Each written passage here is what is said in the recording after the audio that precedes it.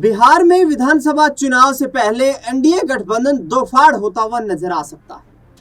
इसके पीछे की बड़ी वजह है सीएम चेहरे का ऐलान ना करना।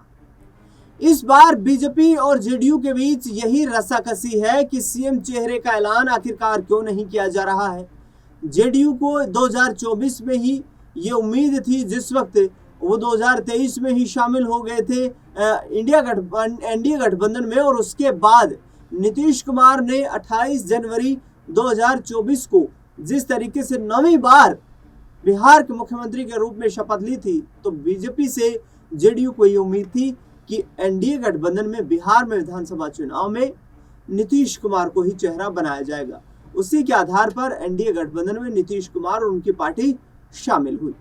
दरअसल अब विधानसभा चुनाव सर पर हैं। 3 महीने के बाद विधानसभा का चुनाव होने वाला है। सियासी सरगर्मियां जोरों पर हैं। राजनीतिक रणनीतियां कुछ इस तरीके से बनाई जा रही है एनडीए गठबंधन में कि इस बार फिर से बिहार में सत्ता पर कब्जा कर लिया जाए। लेकिन मुख्यमंत्री कौन होगा, ये तो चुनाव के नतीजों के बाद ही पता चलेगा।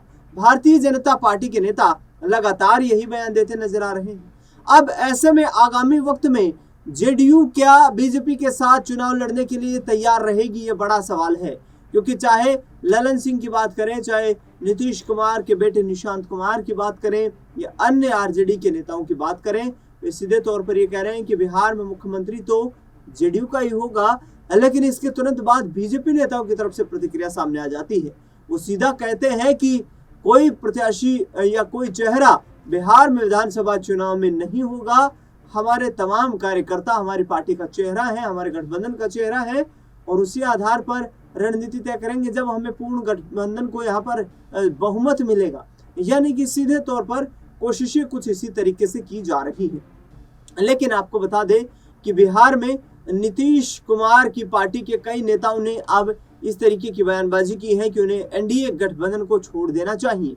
वहीं दूसरी ओर प्रशांत किशोर ने भी यहाँ पर चिराग पासवान की तरफ एक गुगली फेंकी है।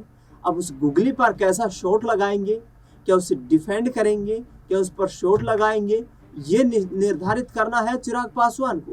क्योंकि चिराग पासवान को प्रशांत किशोर ने अपना राजनीतिक और पारिवारिक दोस्त बताया है। चिराग पासवान को प्रशांत किशोर ने कहा है कि मैं उसे पसंद करता हूं कि वो जाति धर्म की राजनीति नहीं करता है, और भारतीय जनता पार्टी को यदि हराना है तो फिर हमें एक साथ आना होगा। ऐसे में आने वाला वक्त काफी कठिन होने वाला है, क्योंकि चिराग पासवान भी कहीं ना कहीं बीजेपी के लिए बड़ी चुनौती सरदर्दी बनने वाले हैं। क्योंकि बिहार में चिराग पासवान की नजरें भी नीतीश कुमार के यहाँ पर कार्यशैली पर रहेंगी कि नीतीश कुमार जिस तरीके से सरकार बनाने में किंग मेकर की भूमिका में रहते हैं और उसके बाद खुद ही राजा बन जाते हैं, तो क्यों ना उसी फॉर्मूले पर चला जाए।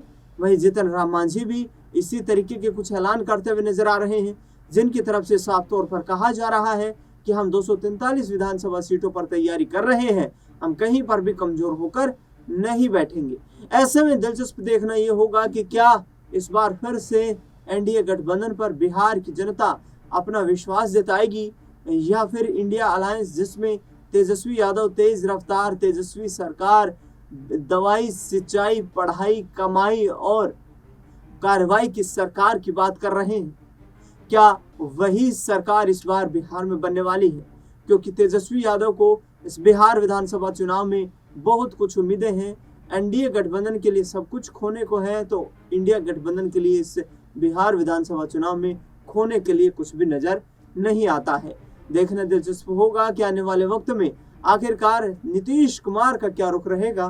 क्योंकि नीतीश कुमार की विश्वसनीयता को लेकर, राजनीतिक तौर पर फैसलों को लेकर कुछ भी पुख्ता नहीं होता है, और नीतीश कुमार के बारे में प्रेडिक्शन करना यानी कि संभावनाएं जताना किसी पत्थर की लकीर से कम नहीं होता है। फिलहाल इस खास खबर में इतना ही।